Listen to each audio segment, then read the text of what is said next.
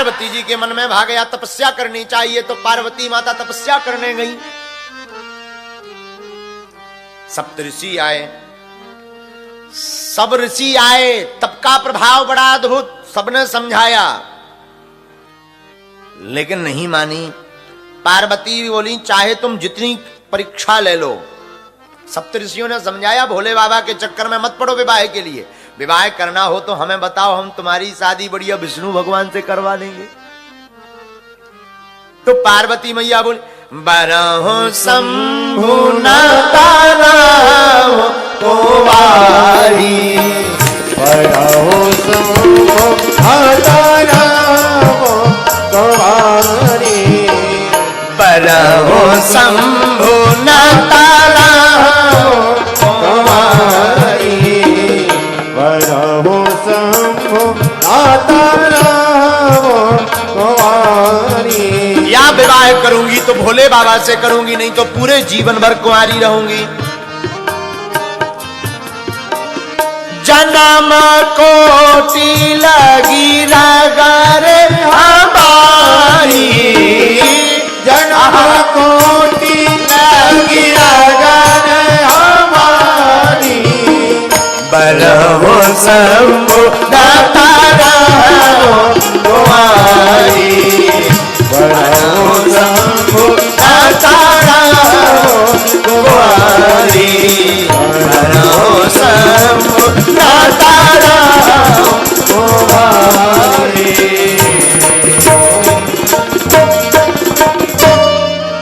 या तो मैं विवाह करूंगी तो भोले बाबा के साथ, वरना कुंवारी ही रहूंगी। सप्तऋषि समझ गए कि बिना भोले बाबा से कनेक्शन जोड़े इन्हें मानने वाली नहीं है। भोले बाबा को बताया बाबा तुम्हारे नाम की लंबी तपस्या चल रही। भोले बाबा बोले क्या करें? सप्तऋषि बोले विवाह कर लो। भोले बाबा बोले एक भव तो देवी जी स्वाहा। एक विवाह किया तो था, देवी जी का शरीर शांत हो गया, अब नहीं करना है, अब लफड़ा में नहीं फंसना। और बात भी सही है। भोले बाबा बोले हम शादी नहीं करेंगे। देवता बोले कर लो, रसगुल्ला खाने को मिलेंगे, गुलाब जामुन, काला जामुन, आनंद आएगा, लड़ुआ मिलेंगे। भोले बाबा बोले नहीं करना है, कर लो प्रभु। ब्रह्मा जी आए, भगवान ने मनाया। उसी समय तारकासुर नाम का राक्षस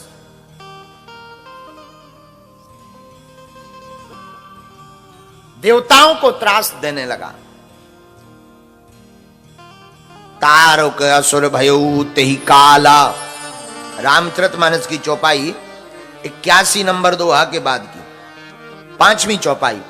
तारक असुर भयऊ तेहि काला, भुज प्रताप बल तेज विशाल। भारी राक्षस तारकासुर हुआ, देवताओं को परेशान करने लगा। तही सब लोक लोकपति जीते, सबको जीत लिया उसने।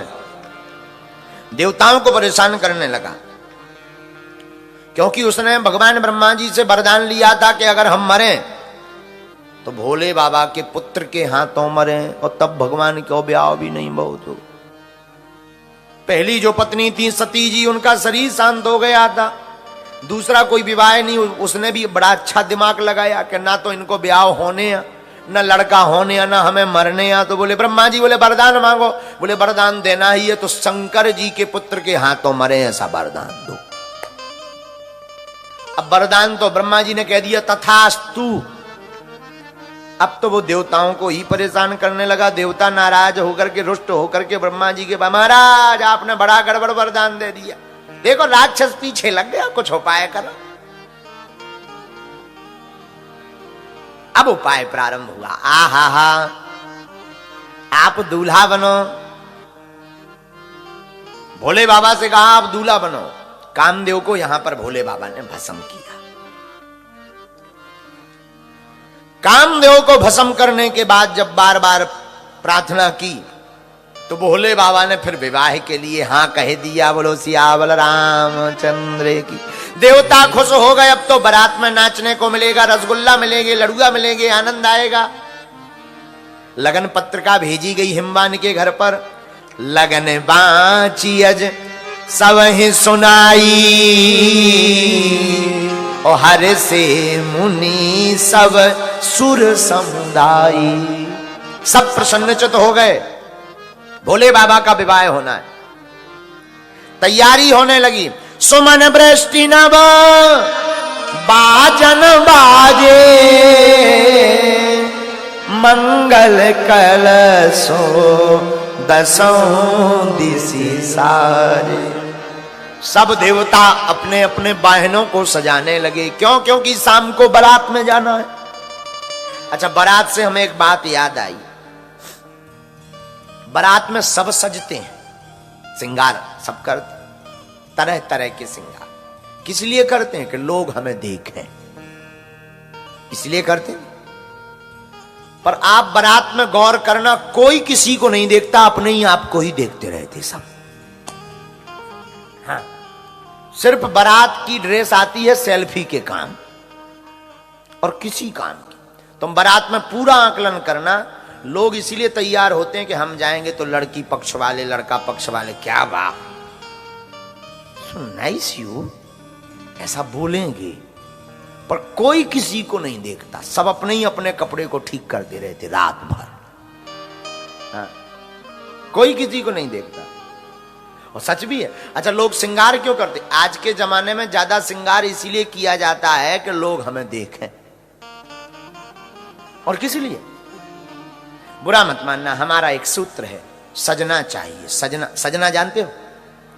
सजना चाहिए, कोई दिक्कत नहीं, सजना ही है, सजना चाहिए।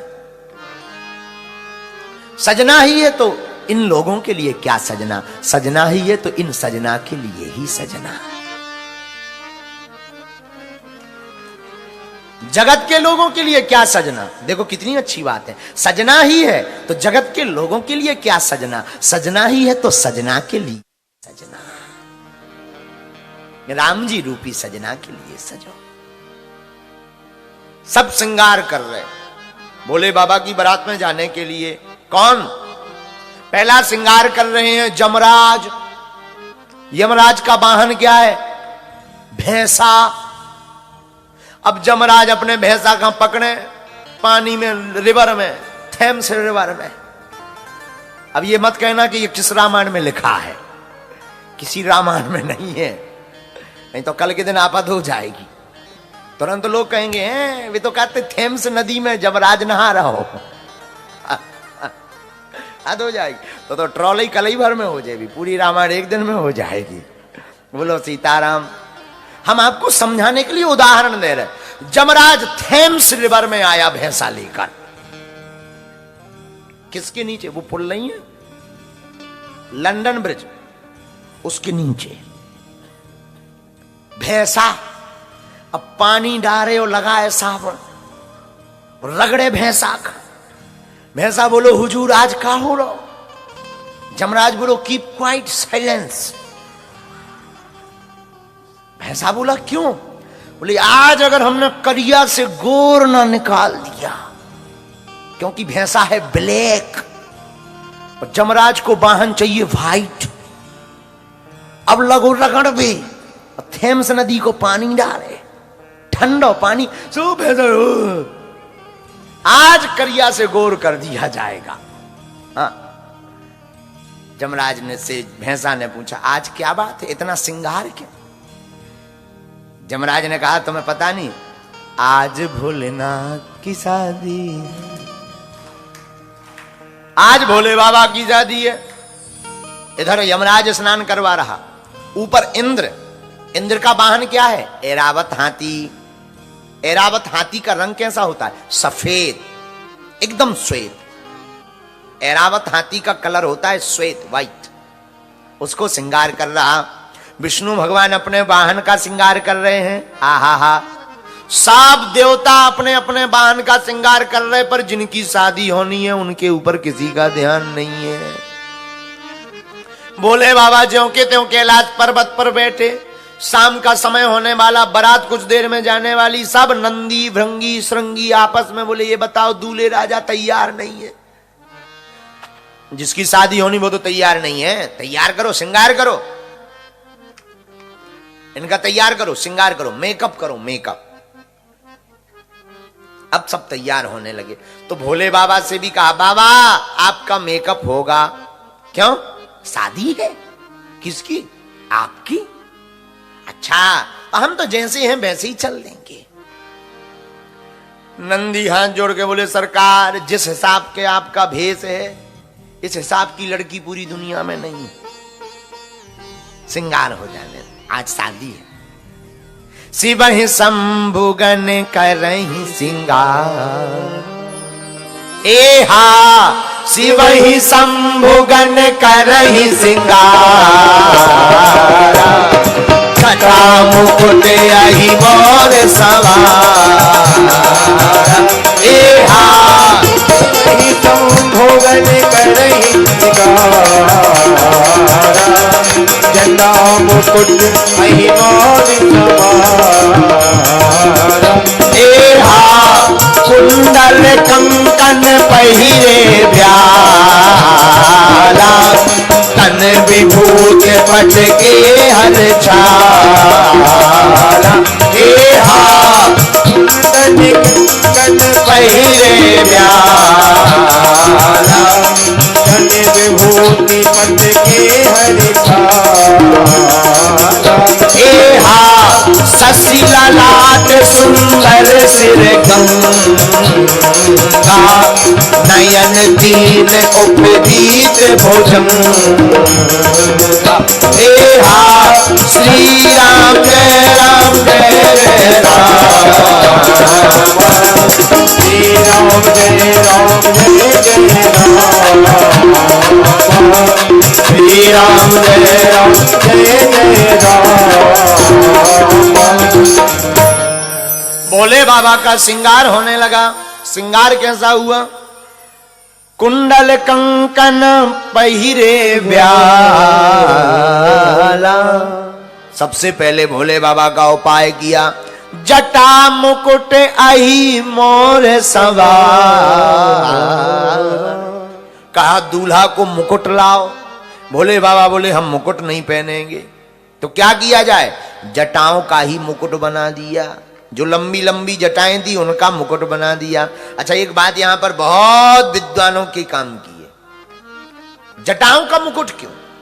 जटाएं हैं विचार, जटा है विचार का प्रतीक। और कल हमने कथा बताई थी कि जिंदगी में विचार महत्वपूर्ण है, प्रचार नहीं। तो जटाएं हैं विचार। भोले बाबा ने जटाओं का मुकुट इसलिए पहना है कि अगर गृहस्थ को अच्छा रखना है तो जटाएं बिखरी थी, जटाओं को एक कर लिया, और गृहस्थ को बढ़िया चलाना है तो विचार को एक कर लेना चाहिए। अच्छा, लेकिन सोने का मुकुट क्यों नहीं पहना? ऊपर से पहन लेते। स्वर्ण का मुकुट इसलिए नहीं पहना क्योंकि भोले बाबा ऐसा वर, दूल्हा को क्या कहते हैं? वर। क्या कहते हैं? वर। भोले बाबा ने सोचा ऐसा वर क्या बनना, 2-4 दिन मांग करके किसी की भी BMW ले जाओ, लेकिन बाद में सब बराबर, क्योंकि शादी के बाद फिर लौटानी पड़ती है। तो बोले हम ऐसा वर नहीं बनना चाहते हैं जो बाद में बराबर हो जाए, हम तो वो वर बनना चाहते हैं जो हमेशा एक सा रहे। इसलिए कोई उधारी नहीं, किसी की नहीं। जटाओं का मुकुट बनाया, जटा मुकुट अहि। अब नंदी ने कहा कि भाई मुकुट तो हो गया, लेकिन अब मोर चाहिए। ये मोर क्या होता है? बोले मोर लंबा लंबा लटका रहता है आंखों के सामने। अब कैलाश पर्वत में मुकुट की कौन सी शौक? अब क्या किया जाए? एक उपाय है। नंदी भागते भागते गए, चिंता मत करो अभी मुकुट लाते हैं। भागते भागते नंदी गए, पतरे पतरे पीरे पीरे कारे कारे सांप पकड़ ले आए, छोटे छोटे सांप नाग। सांप लेकर के आए, सब नागों का मुख बांध दिया और मुख बांधकर जटाओं में रख दिया और पूंछ सामने लटका दी, लो बन गया मोर। आप रामायण पढ़िए, हम नहीं कह रहे, रामचरितमानस करिए। रामचरितमानस के बालकांड के 91 नंबर दोहा की पहली चौपाई पढ़िए।